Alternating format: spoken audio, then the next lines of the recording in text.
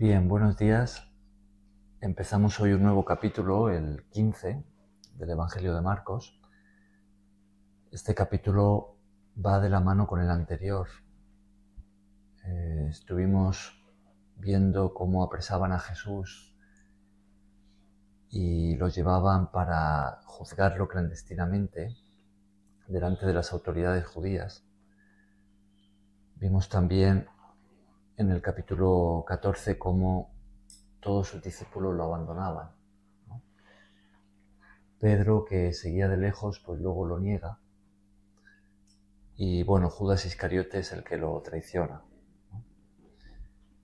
Y ahora en este capítulo 15, pues continuamos con el relato y vemos que van a llevar a Jesús ante las autoridades romanas y cómo pues esa sentencia a muerte que habían pronunciado los dirigentes judíos, pues ahora es confirmada por Roma.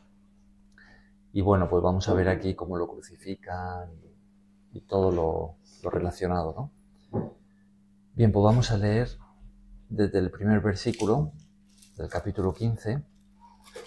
Vamos a leer un trozo extenso, vamos a leer hasta el 41. Versículos 1 al 41. Y de adelante. Amén. Muy de mañana, habiendo tenido consejo los principales sacerdotes con los ancianos, con los escribas y con todo el concilio, llevaron a Jesús atado y le entregaron a Pilato. Pilato le preguntó: ¿Eres tú el rey de los judíos? Respondiendo él, dijo: Tú lo dices. Y los principales sacerdotes le acusaban mucho. Otra vez le preguntó Pilato, diciendo: ¿Nada respondes? Mira de cuántas cosas te acusan.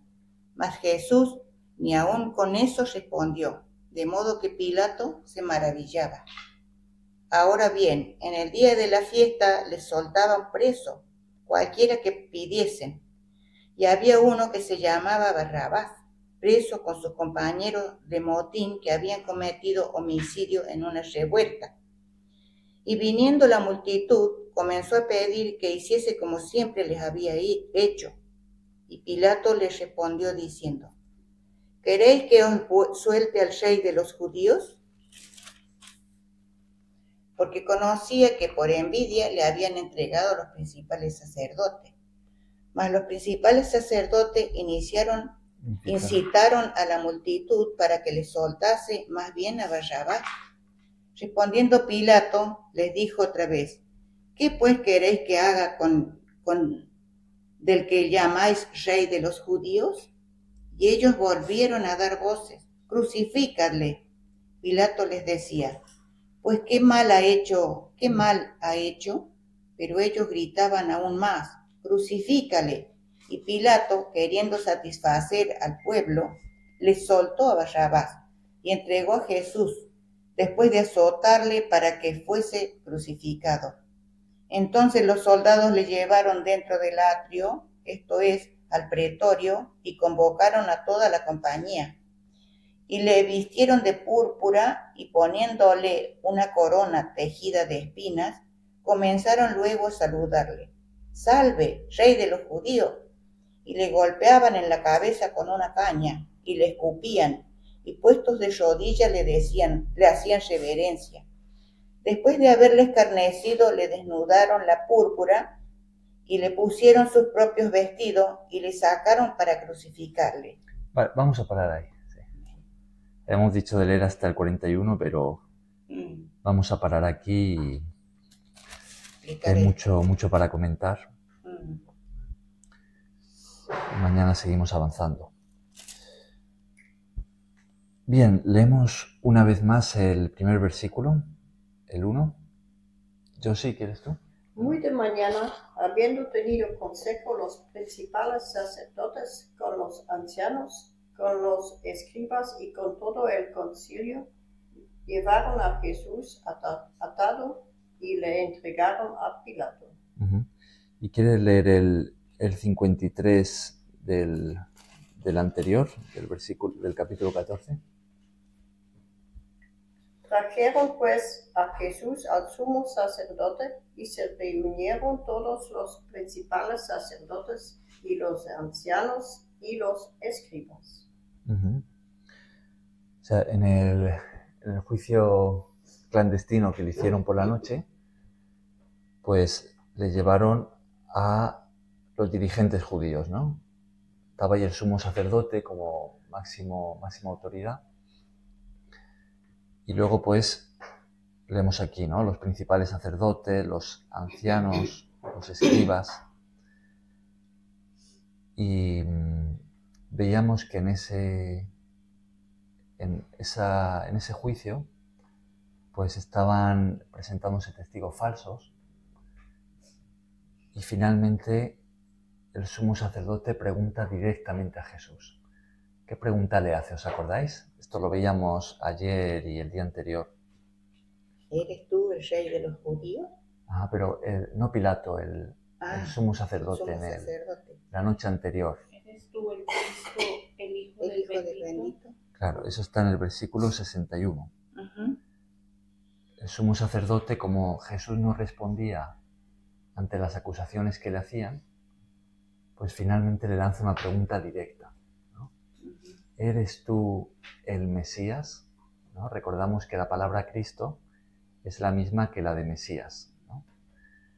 ¿Eres tú el Mesías, el Hijo de Dios? Y Jesús responde, yo soy, ¿no? Entonces cita una escritura del profeta Daniel referida al Mesías y le dice a los ahí presentes que le verían viniendo en las nubes del cielo, ¿no? Y la profecía decía que él vendría en el cielo para reinar, ¿no? Reinar para siempre, recibiendo de Dios el reino. Bien, y por eso lo condenan, ¿no? Dicen, es una blasfemia, y lo condenan a muerte, y empiezan a golpearle. Todo lo que veíamos en el capítulo anterior. Y ahora este capítulo pues comienza con la mañana siguiente, ¿no? Dice muy de mañana. ¿Y quiénes se reúnen? Pues los mismos que estaban la noche anterior, ¿no? En pocas palabras, los dirigentes judíos, ¿no? Los que lo acababan de condenar a muerte, pues ahora se reúnen y van a llevar a Jesús ante Roma, porque para matar a Jesús, Roma tenía que darles el permiso, ¿no? Recordamos que Israel no era independiente. Israel estaba sometida por el Imperio Romano. Entonces, vemos que se dirige nuevamente. Un detalle aquí que también comentábamos es que un juicio de noche era algo ilegal. Entonces, a Jesús le juzgaron de noche, de forma ilegal, ¿no? Y ahora de mañana, fíjate que se vuelven a reunir, ¿no? Como para dar la sentencia oficial, ¿no? Es como hipócritamente, porque ya por la mañana ya no hay testigos, ya no es Jesús al que le van a preguntar. Siempre en los juicios pues tiene que haber un testimonio, ¿no? De personas que han visto al que ha cometido el crimen, ¿no? Y testifican, claro. Todo eso estaba estipulado en la ley judía, ¿no? Pero de mañana simplemente ahora es como formalismo, ¿no? Es como, bueno, esto hay que hacerlo por el día, venga, oficialmente, pues aquí ratificamos la sentencia, ¿no? Hipócritamente. Y llevan a Jesús atado ante ¿quién? Pilato. ¿Quién era Pilato? Un rey. Un rey, parecido a un rey. Un Gobernador. Ajá. Gobernador romano. Era como si fuera el representante de Roma allí. Ajá. En esa tierra que era Roma. Gracias. Representante de Roma allí, muy bien. Ajá. En Judea, la provincia de Judea. Pilato gobernaba en Judea. Era la misma función que la que hacía un rey, pero era llamado diferente, ¿no? Claro. Entonces, recordamos que Jesús y toda esta escena se está desarrollando en Jerusalén. Jerusalén era la capital de Israel, ¿no? Los romanos a Israel le llamaban Palestina. Y Jerusalén era la capital. Y además estamos en la Pascua, una fiesta muy importante judía. Entonces Jerusalén está llena de gente. Y entre otros, pues se encuentra allí el gobernador, que normalmente no residía en Jerusalén, residía en Cesarea, ¿no? Y también se encontraba allí Herodes, que Herodes el pueblo sí que lo llamaba rey, pero no de Judea, sino de Galilea, más al norte. En realidad era tetrarca. Entonces todos ellos se encontraban, las autoridades romanas se encontraban en Jerusalén, en esta fiesta de la Pascua, y muchos que habían venido, peregrinos, ¿no? Muchos judíos, para la celebración. Entonces, pues, los que habían juzgado a Jesús, ahora lo llevan ante Pilato, que estaba allí en la ciudad. Bien, entonces Jesús se va a ver sometido ante un juicio romano, delante de Pilato. ¿Y qué pregunta le hace él, Pilato? ¿Eres tú el rey de los judíos? Uh-huh. ¿Eres tú el rey de los judíos? Parece que, fijaos que la sentencia que le dan a Jesús la noche anterior, cuando lo condenan a muerte, es por blasfemia, ¿no? Eso es lo que leíamos en el capítulo anterior. Porque Jesús había declarado que él era el Mesías, el Hijo de Dios. Y entonces aquellos que lo rechazaban, pues decían, eso es falso, es una mentira, ¿no? Entonces estás poniéndote en un lugar divino que no te corresponde. Entonces lo acusaban y lo condenaban por blasfemia. Pero ahora ante Pilato, condenarlo o acusarlo de haber blasfemado no les iba a servir de mucho ante el gobernador romano, porque él iba con otra ley, no con la ley judía, no adoraba al mismo Dios, ¿no? Entonces, ¿de qué lo van a acusar? De traidor. De traidor de Roma, ¿no? Entonces, ¿de qué lo acusan? De que este hombre se está poniendo como un rey, ¿no? Dice que es el rey de los judíos. Y eso sería traición, ¿no? Porque los judíos no tenían permitido el tener un rey. Sí que tenían un rey, pero era el gobernador puesto por Roma, ¿no? Entonces, llevan a Jesús, lo acusan, adelante. Y Pilato pues le pregunta directamente, bueno, pues el acusado tiene que responder, ¿no? Vamos a preguntarle. Y la pregunta que le hace es la que leemos en el versículo 2, que acabamos de decir, ¿no? ¿Eres tú el rey de los judíos? ¿Qué responde Jesús? Tú lo dices. Tú lo dices, ¿no? Es como diciendo, así como has dicho. Ajá, claro. De nuevo es una respuesta afirmativa, ¿no? Sí, lo soy, ¿no? Y vemos que los principales sacerdotes, ¿qué es lo que están haciendo delante de Pilato? Versículo 3. Le acusaban. Le acusaban mucho. O sea, está Pilato como juez, Jesús como acusado, y están los acusadores, ¿no? Como los que presentan la denuncia. Y están allí acusándole mucho. Pero, ¿qué respuesta da Jesús ante las acusaciones? No responde. Versículo 4, ¿no? Nada responde, le pregunta a Pilato. Uh-huh. Mira de cuántas cosas te acusan. Uh-huh. La ley romana estipulaba que si el acusado no se defendía ante la acusación, entonces aceptaba la culpabilidad. aceptado la condena. Fijaos la reacción de Pilato cuando ve que Jesús no responde, ¿no? Fijaos en el versículo 5. Mas Jesús ni aun con eso respondió, de modo que Pilato se maravillaba. Pilato se maravillaba. Pilato estaba asombrado, ¿no? Porque estaban acusando a Jesús, ahí tenía un acusado, ¿no? Y si él no respondía, pues eso era como aceptar la condena. Y la condena era condena de muerte.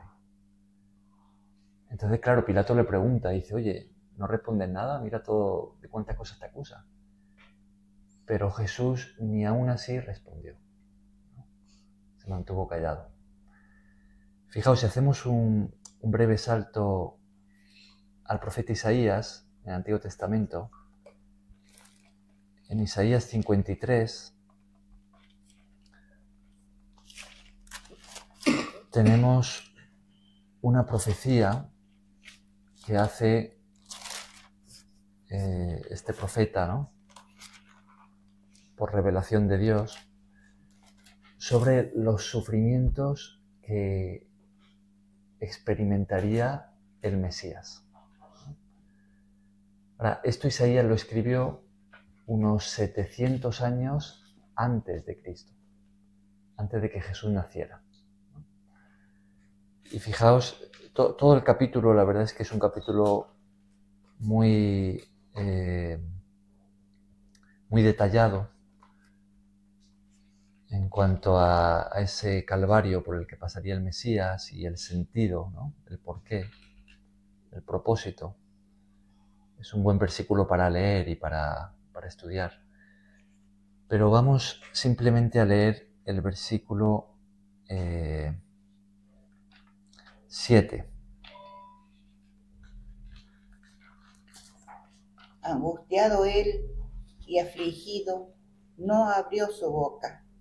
Como cordero fue llevado al matadero, y como oveja delante de sus trasquiladores, enmudeció y no abrió su boca. Isaías 53, 7. Entonces, fijaos, ya estaba profetizado, ¿no? Decía que el Mesías, en sus sufrimientos, iría como un cordero va al matadero, ¿no? Humilde y callado. El cordero, cuando lo llevan al matadero, no se queja, ¿no? Va como un animalito, ¿no? Lo llevan y lo matan allí, ¿no? Lo degollan. Pues fijaos, dice, no abrió su boca. Enmudeció y no abrió su boca. Eso es lo que vemos en el juicio de Jesús. Ante las acusaciones, él se mantuvo callado. Ahora, la pregunta sería, ¿por qué? ¿No? Ya la profecía estaba. La profecía estaba. Tenía que cumplirse, ¿no? Claro. Pero ¿por qué? Esto lo comentábamos un poco ayer también, ¿no? ¿Por qué Jesús escogió no responder ante las acusaciones y como tal aceptar la condena? ¿Por qué? Condena de muerte, ¿no? ¿Era Jesús culpable? No, él venía a salvarnos a nosotros, por nuestros pecados. Claro, porque esa era la forma en la que él iba a salvarnos a nosotros. Comprendió que era prácticamente la única forma de ser salvos. La única forma en la que nosotros podíamos ser salvos. Habiendo nacido, o sea, llevando el pecado tan dentro. Claro. Leíamos también, si os acordáis, como un par de días atrás en Hebreos, cuando hablábamos del pacto, ¿no? Y teníamos un versículo citado del Antiguo Testamento que dice que sin derramamiento de sangre no se hace remisión por el pecado. En otras palabras, el pecado, bienvenida, el pecado es algo tan grave para Dios que se debe pagar, ¿no? Cuando uno peca, ante la ley de Dios, lleva sobre sí una sentencia de muerte. Así de grave es el pecado para Dios. por eso Jesús, como nuestro representante, era necesario que Él muriera recibiendo Él el castigo, pagando la condena por nuestros pecados, para que de esa manera nosotros podamos ser declarados libres de culpa, podamos ser perdonados. Sí. Yo quería agregar de qué forma también nos enseña la humildad, ¿no? Porque Él también podría haber gritado y haber dicho, muero por ustedes, por el pecado o algo de eso. Y Él simplemente cayó, se cayó, no dijo nada y lo hizo con humildad también. Claro. O sea, en Jesús callándose vemos no solamente la aceptación de esa muerte para salvarnos a nosotros, sino vemos también su carácter humilde, ¿no? Exacto. Claro. Así es, ¿no? Lo cual, esto lo comentábamos también, ¿no? Creo que ayer o antes de ayer, lo cual nos hace a nosotros, claro, es muy importante que tengamos en cuenta que nosotros, si nos llamamos cristianos, ¿no?, estamos diciendo que somos discípulos de Jesús. Eso significa la palabra cristiano, discípulo de Jesús. Lo cual significa que estamos aprendiendo de Él, que lo hemos recibido como nuestro Maestro, como nuestro Señor, para aprender de Él y seguirle, ¿no? Ahora, si vemos a Jesús humilde, entonces nosotros como discípulos, pues también debemos de aprender de su humildad. Entonces, si a Jesús cuando lo acusaban lo vemos humilde, no entrando en esas peleas, ¿no?, que normalmente están enraizadas en el orgullo humano, ¿no?, la pelea de a ver quién lleva razón y a veces pues llega hasta extremos, ¿no? Y llega a veces a los golpes y todo se aira y se mete en esas discusiones encorelizadas, ¿no? Pues si vemos a un Jesús humilde, ¿no?, callando, pues cuánto tenemos ahí para aprender nosotros, ¿no?, esa humildad de Jesús, ¿no? Algo muy importante a tener en cuenta es que el juicio le corresponde a Dios, ¿no? Entonces, si alguien peca contra nosotros, ¿no?, Dios juzgará. Ahora, no significa que no podamos nosotros, si nos piden, nos acusan o nos piden una explicación, que no significa que no podamos responder, ¿no?, y dar una explicación del por qué hemos hecho tal cosa o actuado de cierta manera, ¿no? Bienvenido. Pero la actitud es lo que cuenta, ¿no? Se puede dar respuesta, dar una explicación o hablar desde una actitud humilde, en amor, ¿no?, o desde una actitud diferente, ¿no?, de mala manera, ¿no? Bien, pues seguimos ahí en Marcos 15. Vemos el por qué, ¿no?, Jesús se mantendría callado, ¿no? Y vemos cómo Pilato se maravilla. Ahora, Jesús y Pilato, ¿no?, intercambian algunas palabras más, que no aparecen reflejadas en Marcos, pero sí las tenemos en el Evangelio de Juan. Entonces vamos a hacer un salto a Juan, un poco más adelante. Vámonos. Juan es el cuarto libro del Nuevo Testamento. Fijaos a partir del versículo 28 del capítulo 18. Fijaos que el título que tenemos ahí es Jesús ante Pilato, ¿no?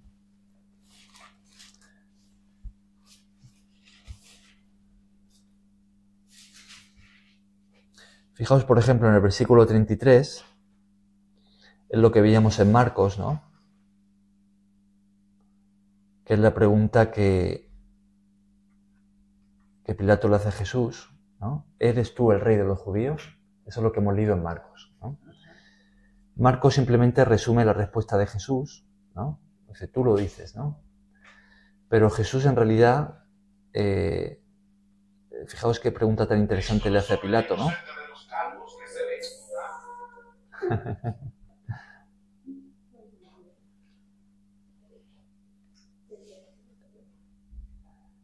Fijaos, vamos a leer, ahí estamos en Juan 18, vamos a leer desde el versículo 33 hasta el 38. Entonces Pilato volvió a entrar en el pretorio y llamó a Jesús y le dijo, ¿eres tú el rey de los judíos?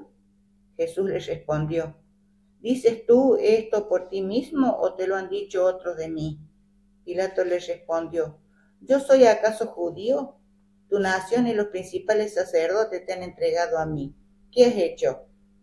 Respondió Jesús, mi reino no es de este mundo, ni mi reino fuera de este mundo. Si mi reino fuera de este mundo, mis servidores pelearían para que yo no fuera entregado a los judíos, pero mi reino no es de aquí. Y le dijo entonces Pilato, luego, ¿eres tú rey? Respondió Jesús, tú dices que yo soy rey. Yo para esto he nacido, y para esto he venido al mundo, para dar testimonio a la verdad. Todo aquel que es de la verdad, oye mi voz. Y le dijo Pilato, ¿qué es la verdad? Y cuando hubo dicho esto, salió otra vez a los judíos y les dijo, yo no hallo en él ningún delito. Vale, ahí, hasta ahí. Bien. Sabemos que la conversación es un poco más extensa, ¿no? Entre Jesús y Pilato. Ajá.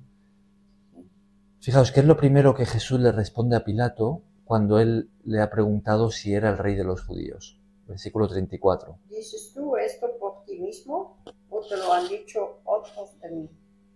¿Por qué pensáis que Jesús responde de esa manera? Porque Pilato ni siquiera es judío. Pilato es romano, ¿no? Pero cuando él le pregunta, ¿eres tú el rey de los judíos?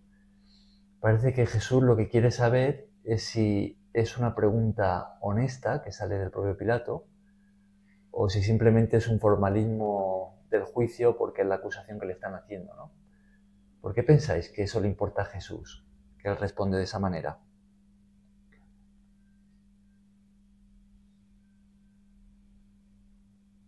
¿Alguna...? Como que él le está demostrando al mismo Pilato que ni él mismo lo que estaba diciendo era correcto, porque él estaba en un país que era de judíos y él era romano. Entonces, creo que por ahí estaba, y de esa manera él podría decir, ni lo que tienes es tuyo, todo desde arriba. Ajá. ¿Qué más? ¿Algún otro pensamiento sobre esta...? Es como que no lo quería acusar, como que no quería él condenarlo, digo yo. Pero ¿por qué Jesús le responde de esa manera a Pilato? ¿Por qué le pregunta si le estaba haciendo esa pregunta por sí mismo o si era simplemente porque otros se lo habían dicho?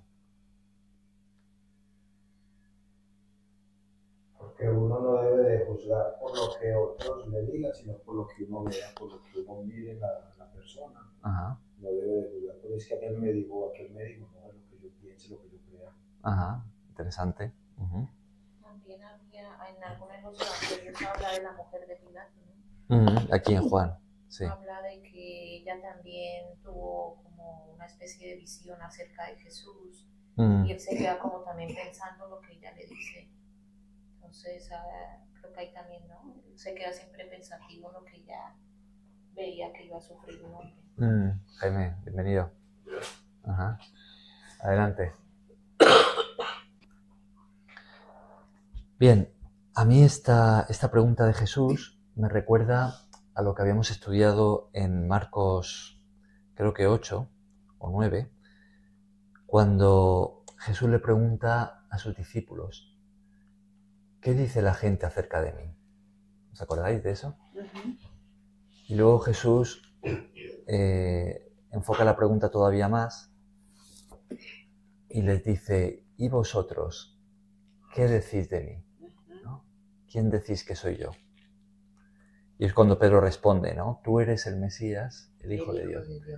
Me llama la atención porque vemos un interés en Jesús por conocer la respuesta personal de cada uno ante Él. ¿No? ¿Qué es lo que tú dices acerca de mí? ¿Qué es lo que tú crees? ¿No? ¿Quién soy yo para ti? Y eso es lo que Jesús le preguntó a sus discípulos, eso lo habíamos estudiado, ¿no? Y ahora aquí parece que Jesús está haciendo algo parecido. O sea, Jesús está siendo juzgado, está ante un romano, que le está juzgando, el juez, Pilato, y Jesús parece que muestra un interés por saber cuál es la fe que él tiene. ¿Qué es lo que tú crees de mí? ¿Tú me preguntas eso porque tú crees que yo soy el rey de los judíos? ¿No? ¿Tú crees que yo soy el Mesías prometido? Y cuando Pilato le dice, bueno, ¿es que yo soy judío acaso, no? Ajá. Entonces, esto es muy interesante, ¿no? Porque hoy en día es igual, ¿no? A veces podemos... en español hay una expresión, ¿no? Que no sé si la conocéis todos, que es la de mojarse, ¿no? A veces cuando se habla de algún asunto quizá controversial, pues uno puede mantenerse en una postura como muy políticamente correcta, ¿no? Pero no se moja. ¿Se entiende eso? Es como que no dice realmente qué es lo que piensa, ¿no? Claro. No dice, sí, yo creo que eso es así. O no, no creo que es así, ¿no? Eso sucede a veces con asuntos, pues eso, ¿no? Que dan a controversia, que crean polémica, ¿no? Entonces, por ejemplo, yo qué sé, oye, ¿tú estás a favor del aborto o en contra? ¿No? Quizás si uno está en un lugar donde todos están a favor y uno está en contra porque es cristiano y lo considera asesinato, ¿no? Pues quizá escoge no mojarse, ¿no? Es como que dice, bueno, me mantengo en una respuesta muy política, ¿no? Muy diplomática y no digo ni que sí ni que no, ¿no? Claro, por temor, No exponerse. Claro, no exponerse. Pero esa parece que es una actitud que Jesús no acepta, ¿no? Cuando se trata de la respuesta que le damos a Él, ¿no? Cuando se trata de nuestra fe, Jesús espera que nos mojemos, ¿no?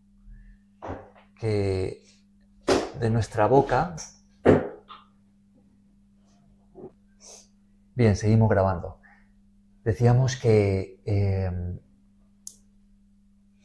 parece que Jesús espera que de nuestra boca salga una confesión clara. ¿Qué es lo que tú crees acerca de Jesús? ¿Tú crees que Él es el Hijo de Dios?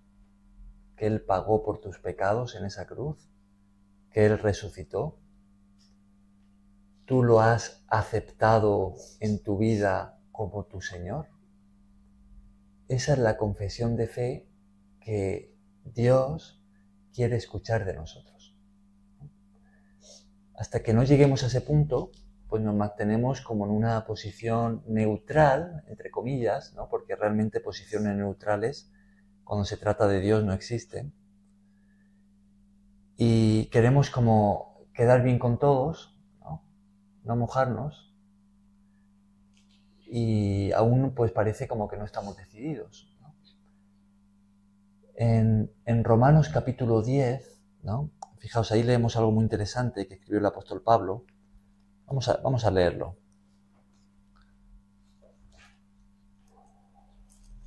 Romanos es el 6º libro del Nuevo Testamento. Es una carta que escribe el apóstol Pablo a la iglesia que estaba en Roma. Y fijaos lo que él dice allí en el versículos. Fijaos en el versículo 9. Romanos 10, versículo 9.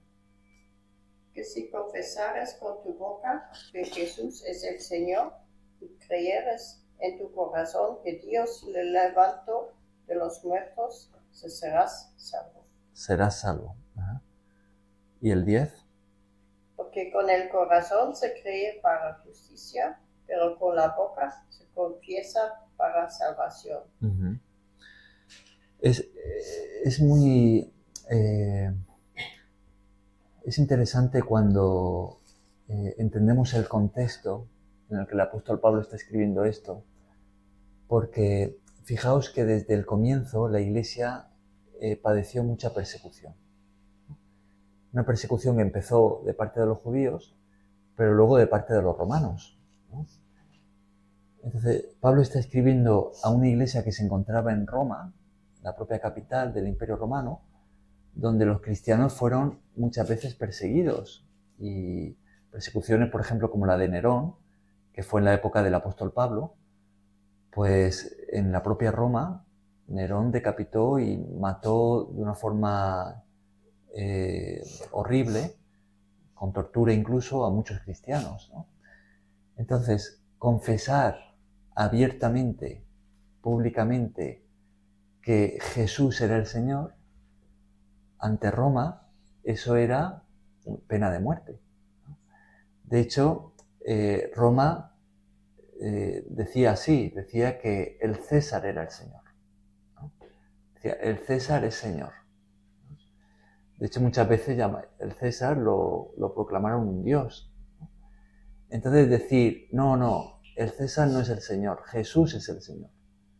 Eso para Roma era condena de muerte, ¿no? Entonces, fijaos lo que está aquí escribiendo el apóstol Pablo. Está diciendo a la iglesia, dice, es si confiesas que Jesús es el Señor, creyendo en tu corazón, por supuesto, serás salvo. Ahí es cuando puedes considerarte que Dios te ha salvado, que formas parte de su reino, ¿no? Hoy en día, en nuestro contexto, por lo menos aquí en España, pues no tenemos esa persecución a muerte, ¿no? Un día llegará, todo es cuestión de tiempo, pero ahora mismo no la tenemos. En otros países sí, ¿no? Y aún así, con todo, muchas veces uno no se moja. Es como que no dice abiertamente, delante de su familia, delante de sus amigos, de quien sea, ¿no? Yo creo en Jesucristo y Él es mi Señor, ¿no? A pesar de que no haya esa persecución.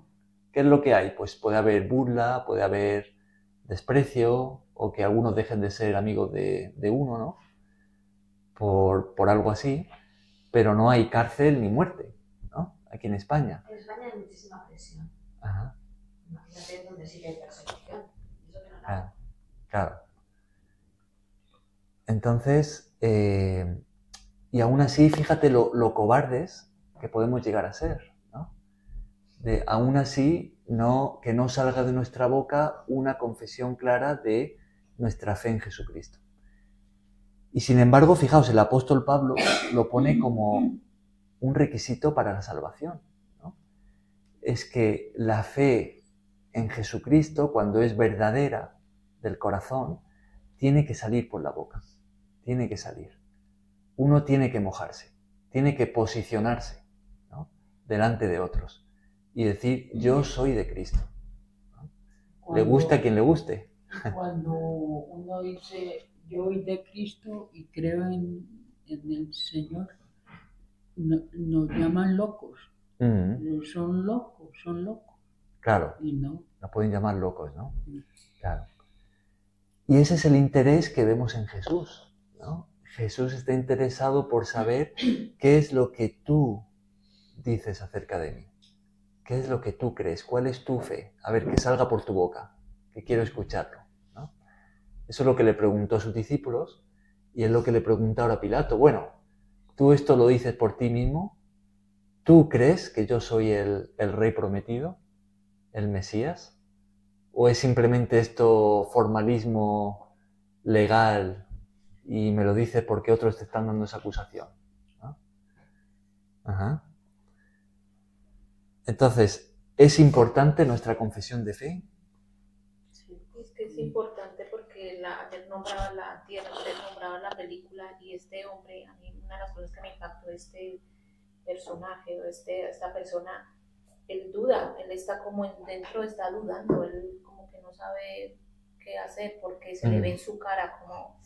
¿Quién? ¿Pilato? Sí, es un personaje que siempre se me quedó porque él, entre que la mujer viene y le habla y tal, pues él está como su persona, o sea, él como ser humano está como dudando, o sea, él no sabe qué hacer y sabe que tiene ahí delante a los otros y él es un gobernador, o sea, está en un puesto de autoridad, entonces, como él, digamos, humanamente, que hubiera hecho, ¿no? Si hubiera elegido, él tenía que cumplirse así también, entonces, a mí me impacta ese, que él duda, ¿no? Como que, ¿será esto realmente, no?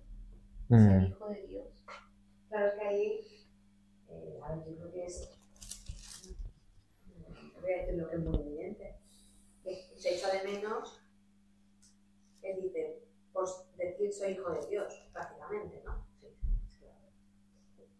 Y sin embargo ellos no lo contrastan, no sé, igual es muy ridículo. No sé, filosóficamente mal, no sé, los romanos que se pensaban de Dios.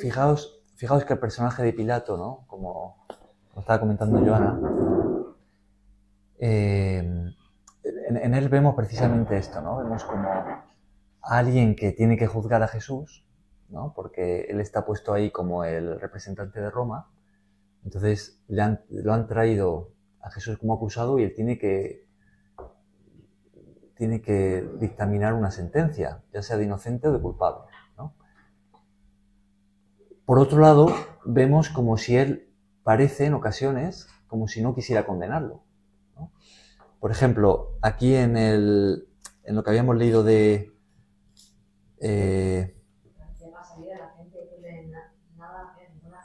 claro, lo que hemos leído de Juan, ¿no? Juan 18, dice en el versículo en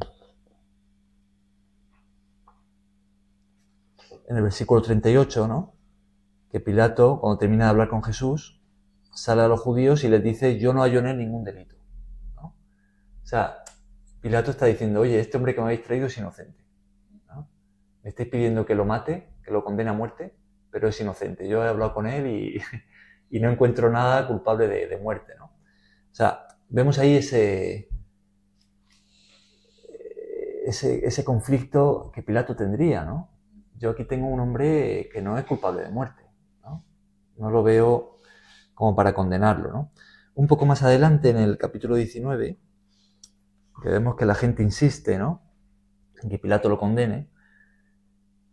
Y fijaos, por ejemplo, en el versículo 7 del capítulo 19 de Juan, dice que los judíos le dicen a Pilato que Jesús había dicho que él era hijo de Dios, ¿no? Y fijaos en el versículo 8. Dice, cuando Pilato oyó decir esto, tuvo más miedo, ¿no? Tuvo miedo, ¿no? Porque Pilato, como muchos de esa época, que se llamaban paganos, gentiles, pues creían en los dioses, ¿no? Entonces, al escuchar que Jesús había dicho que él era un hijo de Dios, seguramente Pilato habría escuchado de milagros que él había hecho, ¿no? Dice, oye, aquí parece que tengo un hombre inocente, que no es digno de muerte, pero es que encima a ver si voy a condenar a alguien que es divino, ¿no? Y me voy a meter en problema con los dioses, ¿no? Ajá. Entonces dice que entra de nuevo para hablar con Jesús, ¿no? Y le pregunta, bueno, ¿tú de dónde eres? ¿No? Ajá. Y entonces, claro, vemos como un intento de Pilato por soltar a Jesús, ¿no? Por no querer condenarlo. También tenemos el caso que comentaba Joana de la mujer de Pilato, que dice que la mujer llega a él y le dice, oye, anoche soñé con este hombre. Y dice, no tengas nada que ver con él porque es un hombre inocente, ¿no? La mujer de Pilato le dice eso, o sea, eso lo tenemos registrado en el Evangelio, ¿no? Entonces dice que Pilato procuraba soltar a Jesús. Pero, ¿cuál fue el problema? ¿Por qué Pilato decide condenarle? Por la presión de la gente. Por la presión de la multitud. Porque él era un hombre público y él no quería perder su puesto. No quería perder su puesto. No quería entrar en conflicto con los dirigentes judíos, porque ellos deben estar relacionados con César, ¿no? Ajá. Él era un gobernador de Roma, él era un gobernador nombrado por Roma. Entonces él no quería, él sabía que él era inocente, pero él le hizo por no perder su estatus, su puesto. Ajá. Fijaos, volviendo a Marcos 15, aquí tenemos la clave. En el versículo, fijaos en el versículo 15 de Marcos 15.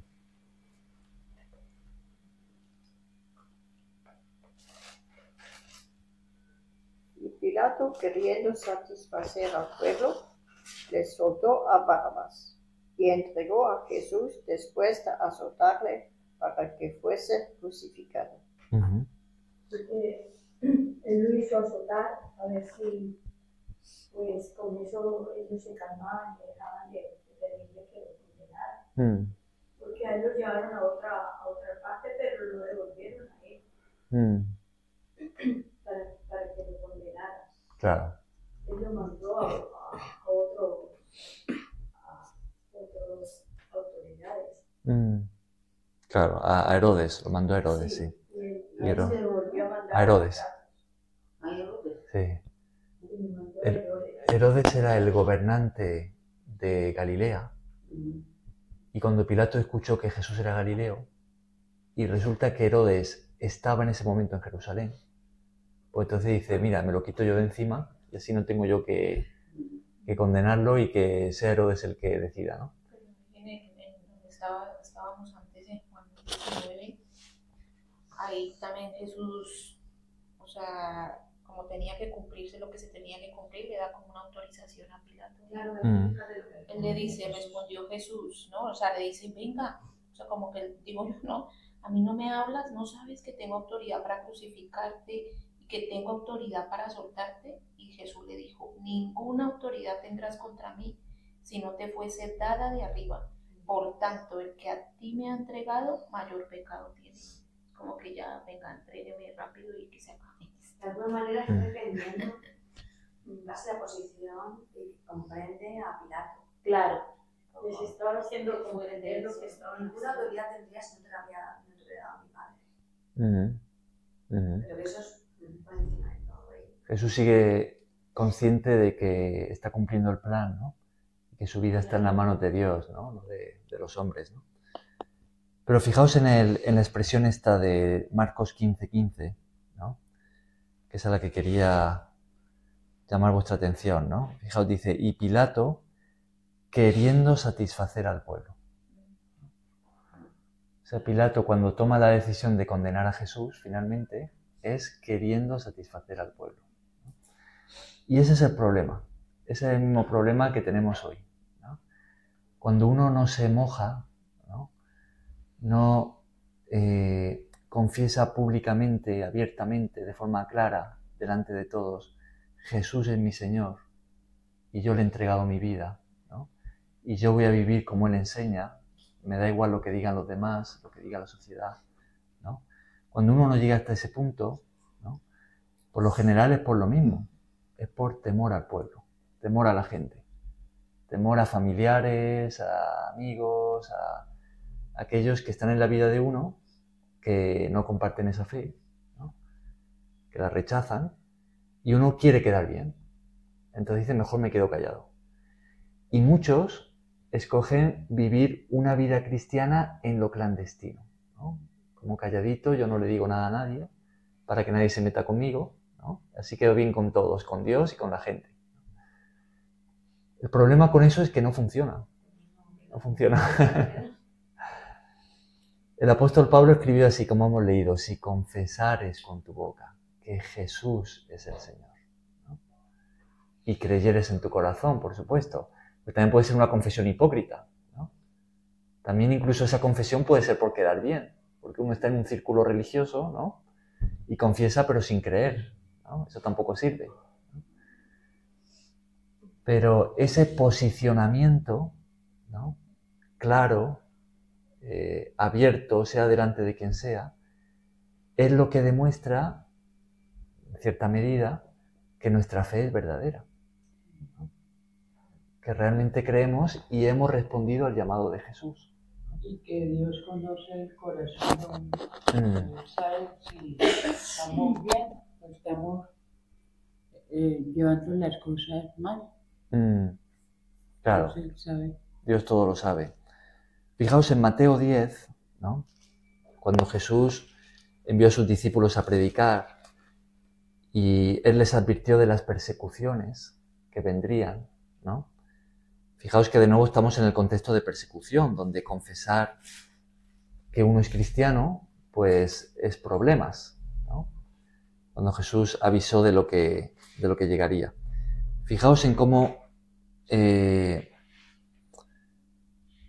qué añade allí Jesús, ¿no? Justo después de hablarles de persecución, pero decirles que no teman a la gente, Mateo 10, fijaos en los versículos 32 y 33. ¿Quieres tú, Joana, leerlos? A cualquiera, pues, que me confiese delante de los hombres, yo también le confesaré delante de mi Padre que está en los cielos. Y a cualquiera que me niegue delante de los hombres, yo también le negaré delante de mi Padre que está en los cielos. Justo todos los versículos anteriores, desde el 16, Jesús está advirtiéndole a sus discípulos de la persecución que iba a venir, ¿no? Que ellos iban a atravesar por ser cristianos. Y entonces Jesús llega hasta este punto. Dice, al que me confiese delante de los hombres, yo también le confesaré delante de mi Padre. Pero al que me niegue, yo también le negaré. O sea, fijaos qué importante, como estábamos diciendo, es nuestra confesión de fe, ¿no? Es algo que nos posiciona en el Espíritu. Es aquello que determina cuál es nuestra decisión. ¿Nosotros queremos ser del reino de Dios o queremos ser de este mundo? ¿Queremos seguir a Cristo y tenerlo a Él como Señor? ¿O rechazamos su gobierno y vamos a vivir como el resto del mundo en rebelión contra Él? ¿No? Una pequeñísima nota es eso. Me recuerda la importancia del bautismo. Simplemente. Claro. Que es producto de tu decisión. Claro. Ese comentario es muy importante porque el siguiente paso después de la confesión es el bautismo, ¿no? Es lo siguiente que Jesús dijo. Es cuando uno responde al llamado de Jesús, cuando uno decide, viene la confesión de fe y después el bautismo. No es que la confesión de fe sea algo único que uno hace una vez y ya está, ¿no? Es algo de por vida, ¿no? El bautismo sí que es algo único, ¿no? Pero el bautismo es también lo que representa nuestra confesión de fe, lo que representa nuestra fe, la decisión que hemos tomado en respuesta al llamado de Jesús, ¿no? Y también es un acto público, no es algo individual, sino algo que se hace delante de otros, ¿no?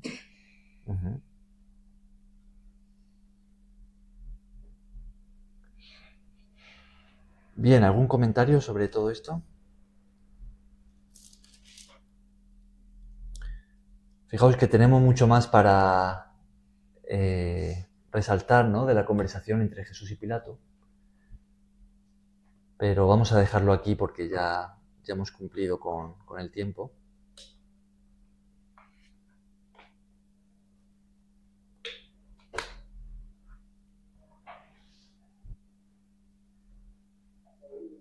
Y nos quedamos hoy con esta enseñanza, ¿no?, sobre nuestra confesión de fe y sobre el peligro, ¿no? La advertencia que tenemos aquí es el peligro de querer agradar a la gente, querer agradar a todos, ¿no? Pilato queriendo satisfacer al pueblo. Ese es el peligro, el problema de la política. La política quiere quedar bien con todos y eso lo que lleva es a mentir, a ser hipócrita,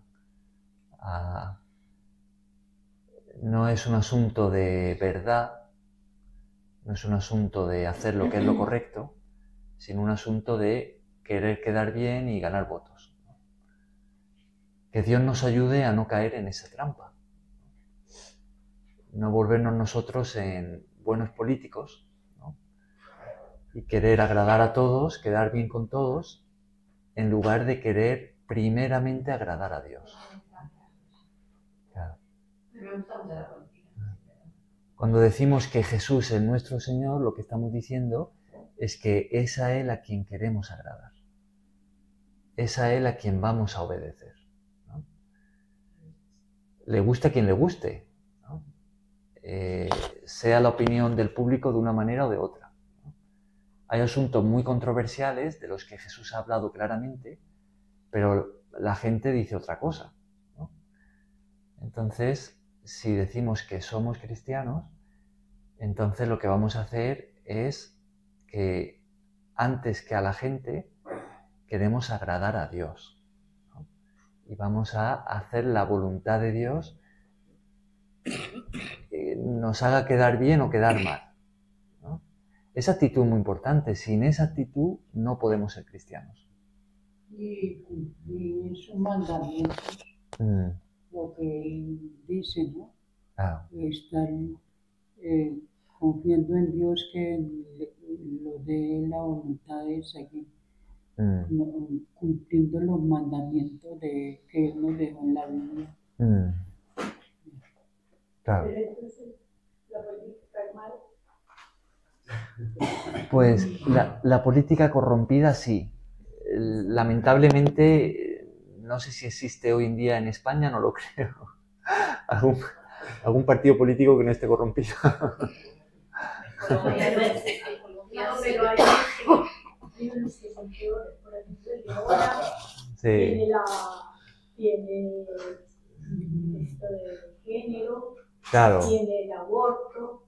Los gobernantes que tenemos ahora son probablemente los peores que hemos tenido en toda la historia de la política española. Si uno deja de apoyar a uno que no es así, pues es muy malo para ganar. Como votar por el menos malo, ¿no? Exacto. Sí, es una posibilidad. Por ejemplo, si por una persona que no le gustan esas cosas, no se apoya por él, no se apoya a esa persona, pues entonces lo malo para ganar. Entonces hay que decidirse ganar. Claro. Hablando también de esto, ¿no? De esta actitud de primero Dios, ¿no? De agradarle a Él antes que a la gente, ¿no? Fijaos que esto va muy de la mano a veces con saber decir no, ¿no? A veces vienen para hacernos ofertas atractivas, ¿no? Quizás yo que sé, un ejemplo muy sencillo, ¿no? Pues nuestros amigos que llega el fin de semana y se van a ir a beber, ¿no? Y nos invitan, ¿no? Oye, vamos a la discoteca y vamos a beber, vamos a drogarnos, a lo que sea, ¿no? Y uno por querer quedar bien, ¿no? Es lo típico, ¿no? Eso pasa mucho a los jóvenes, ¿no? Querer quedar bien, pues sí, se deja llevar y acaba pues volviendo borracho a su casa, ¿no? O acaba teniendo relaciones sexuales con una chica que no es su esposa o metiéndose cualquier cosa en el cuerpo, ¿no? ¿Por qué? Por no haber dicho que no, ¿no? ¿Y por qué no ha dicho que no? Porque no quería quedar mal con sus amigos. La seguridad, encontrar la seguridad en Jesús es importantísima para lo más grande posible. Si uno es discípulo de Jesús y le quiere agradar a Él más que a la gente, cuando llega una situación así tiene que decir no. ¿Por qué no? ¿Es que eres un marica? ¿Es que por qué no quieres, no? Pues no voy porque soy cristiano y no quiero ir a ese sitio donde voy a beber o donde voy a fornicar o hacer lo que sea. Claro, porque soy cristiano y si os reís de mí me da igual. Yo soy cristiano. Y uno tiene que tomar esa posición. Si no tienes actitud, no puedes seguir a Cristo. Eso es importante de saberlo. Claro, pues sí. Es que lo que yo puedo decir es que no solo a los jóvenes, a los mayores también. en esa tentación.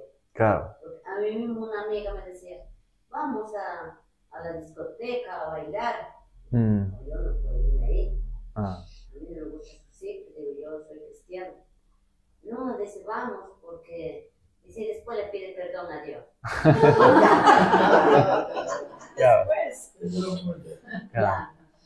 O quizá en un trabajo donde nuestro propio jefe nos diga que tenemos que mentir, ¿no? Eso también puede ser, ¿no? Y uno decirle al jefe, mira, yo no voy a mentir, ¿no? ¿Por qué? Oye, que si no haces esto, pues voy a tener que buscar a otro. Pues mira, busca a otro, pero yo soy cristiano y no voy a mentir. Es que uno tiene que ser así, porque si no, no puede ser cristiano. Es que uno tiene que decidirse.